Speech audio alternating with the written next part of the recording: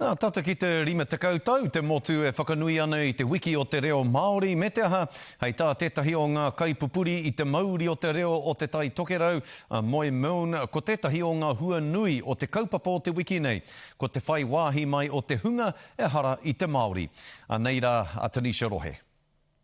Ko te wiki o te reo Māori tēnā e whakamānawatia te reo Māori me ona tikanga. Heoi, ma te katoa ke te reo e poi poi. Kia kauni, te wiki o te reo Māori, hei wiki, hei tautoko, hei whakapāhoi te reo Māori e te hunga horekau i te Māori.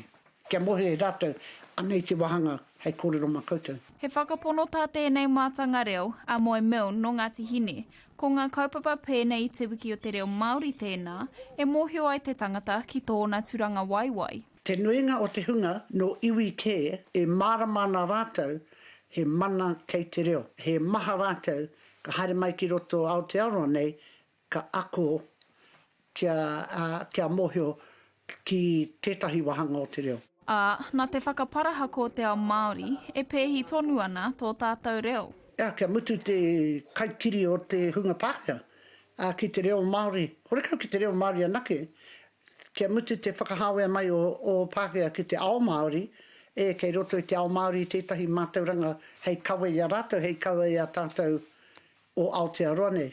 E hari te Pākehā anake, te nanati o te reo Māori. Wētahi wā i roto i tōku ake whatu manawa, e ahua matapiko ana hau ki taku reo.